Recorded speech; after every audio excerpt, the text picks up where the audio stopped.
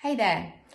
it's Saturday, but I guess for a lot of you, like myself, it's starting to feel a little bit like Groundhog because for many of us, we're on a sort of virtual lockdown situation as we get used to life with coronavirus.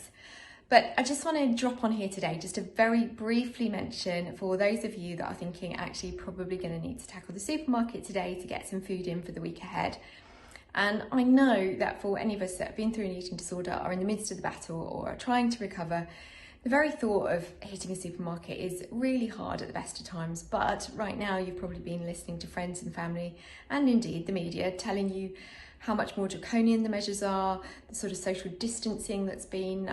implemented in the supermarkets, perhaps more limited food on the shelves, just a strange atmosphere around going about getting in your weekly shop.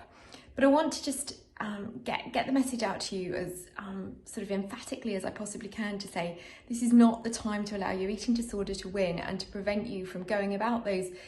daily practices that really are important. Yes, by all means, limit the number of times you're going out and going to a supermarket, but really don't see it as an opportunity to avoid getting the food in that you need, which ultimately is going to help you build the immunity and the resistance to just be in a stronger position if you should be vulnerable to this illness. And we all know how,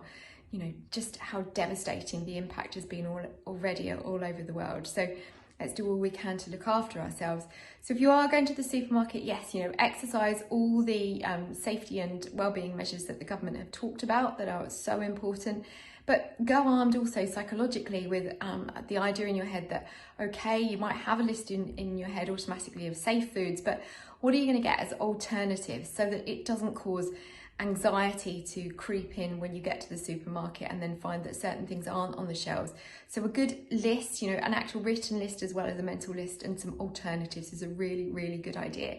If necessary, because we know we've got to go around those shops on our own now, can't go with somebody else, have somebody on a WhatsApp conversation and, just have the opportunity to lean onto someone and say, actually, I'm in the middle of the supermarket, really, really struggling, need to talk myself through this to keep my anxiety low. Do that, have that sort of safety provision in place. Be really committed to using that trip to the supermarket to help yourself, to remember to yourself that actually this is really important for you to maintain your recovery no matter how difficult the current circumstances might be.